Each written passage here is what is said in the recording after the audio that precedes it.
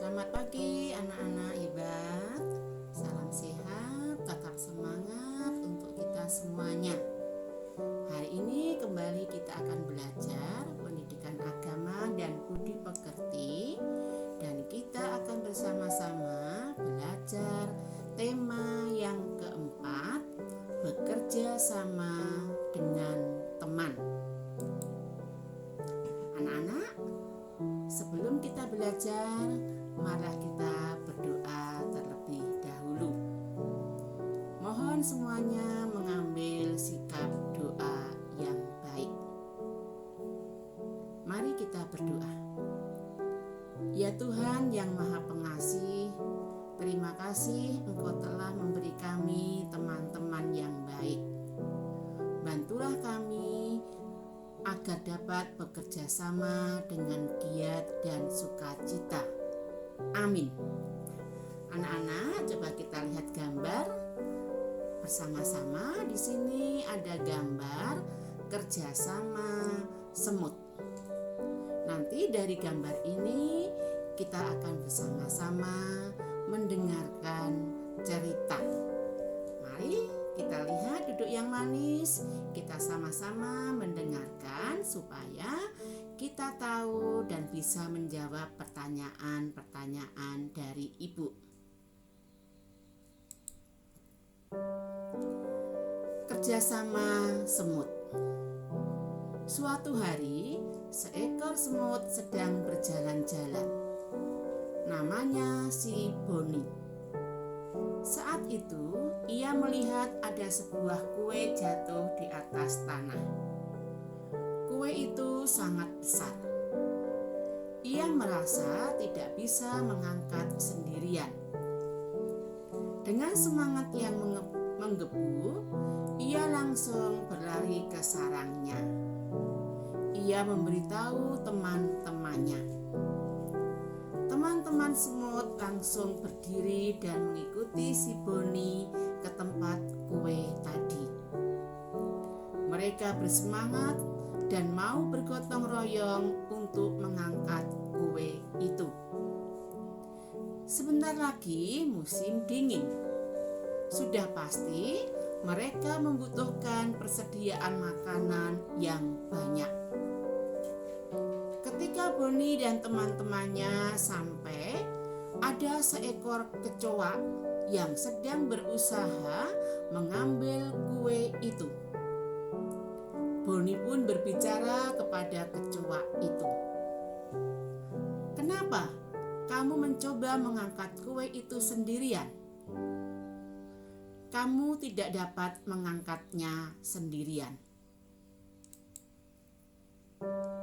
Kecoa itu tidak menjawab pertanyaan Boni.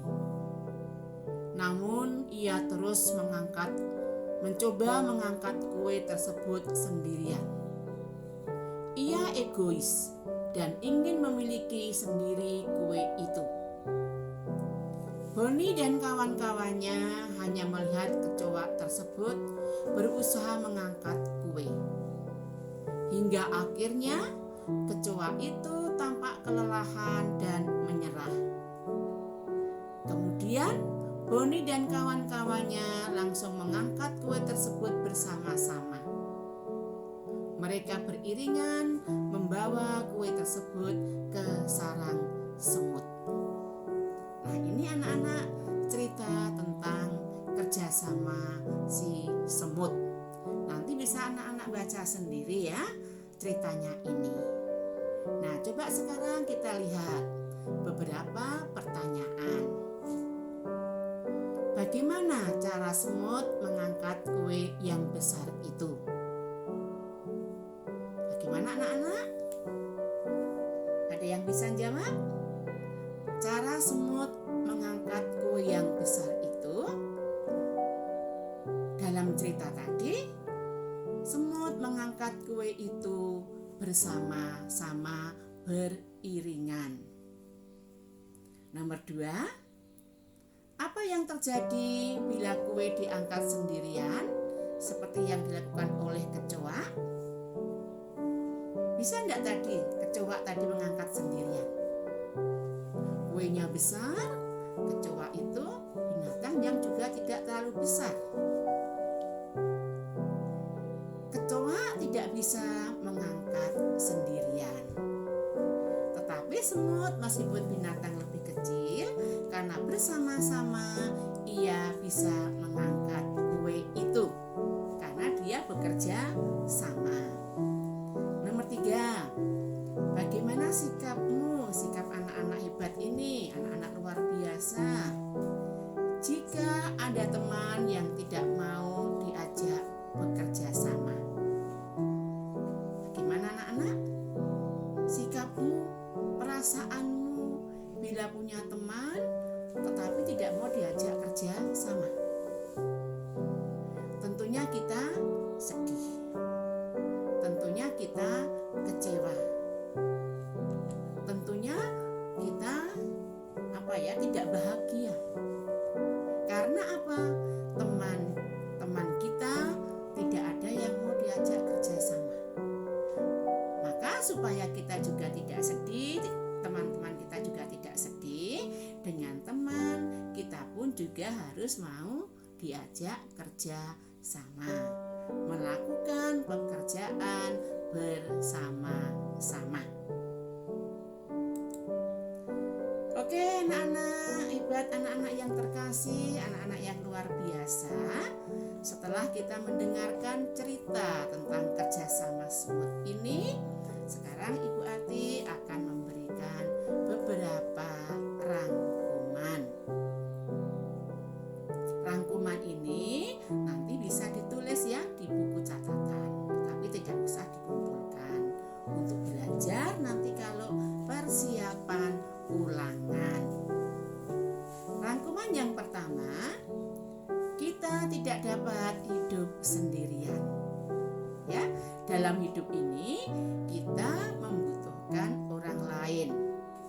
Dalam keluarga kita membutuhkan orang tua, membutuhkan saudara, membutuhkan adik kakak. Di masyarakat bagaimana? Kita membutuhkan tetangga. Di sekolah kita membutuhkan guru, membutuhkan teman-teman. Dimanapun kita hidup, kita membutuhkan orang lain atau tidak dapat hidup sendirian. Nomor 2, kita dapat bekerja sama dengan teman atau orang lain. Nomor 3, manfaat bekerja sama, pekerjaan menjadi ringan dan cepat selesai. Kalau pekerjaan itu kita kerjakan sendirian, terasa berat dan lama selesainya. Tapi tadi kalau bersama-sama menjadi ringan dan cepat selesai. Nomor 4, bekerja sama dapat dilakukan dimanapun kita berada. Yang Ibu katakan tadi ya, di rumah atau di keluarga, di sekolah, dan juga di masyarakat. Nomor 5, contoh bekerja sama di rumah adalah membersihkan lingkungan rumah agar bersih, indah, dan rapi. Membersihkan rumah bukan hanya pekerjaan orang tua, bukan hanya pekerjaan ibu, tetapi pekerjaan bersama-sama ayah, ibu, dan anak-anak. Contoh nomor 6, contoh bekerja sama di sekolah apa? Kerja kelompok dan tugas piket. Nomor 7, contoh bekerja sama di masyarakat misalnya bergotong royong membersihkan got, membersihkan lingkungan. Kemudian kalau ada tetangga yang mengalami kerepotan, itu kita bisa membantu. Nomor 8, Tuhan senang melihat kita dapat hidup rukun dengan teman, terlebih jika kita mau bekerja sama dengan baik. Maka mulai sekarang kita harus belajar untuk dapat bekerja sama dimanapun kita berada. Dan Tuhan pasti akan senang melihat perbuatan kita. Nah anak-anak, untuk pelajaran kita sudah selesai. Namun sebelum ditutup ada tugas. Ada tugasnya. Dan ibu sebelum memberikan tugas mengingatkan kembali ke anak-anak. Ayo siapa yang belum mengirimkan tugas yang ketiga? Menyalin catatan di dalam buku. Siapa yang belum mengirimkan? Bu Ati tunggu ya. Masih ada cukup banyak, baik kelas 2A maupun 2B. Tugasnya untuk hari ini adalah buatlah doa untuk dirimu dan temanmu agar dapat bekerja sama dengan baik. Sekali lagi tugasnya, buatlah doa untuk dirimu dan temanmu agar dapat bekerja sama dengan baik. Doanya tidak usah panjang-panjang ya. Doa ditulis di buku catatan atau kertas HVS. Boleh dihias dan diwarnai biar indah, biar bagus ya. Kemudian setelah selesai, difoto dan kirimkan ke WA Ibu Ati. Masih ingat kan? Tolong tugasnya segera dikumpulkan nanti ya, jangan ditunda-tunda lagi ya, supaya nanti Ibu bisa segera memberikan penilaian. Sekian anak-anak untuk pelajaran hari ini. Terima kasih, salam sehat, salam juga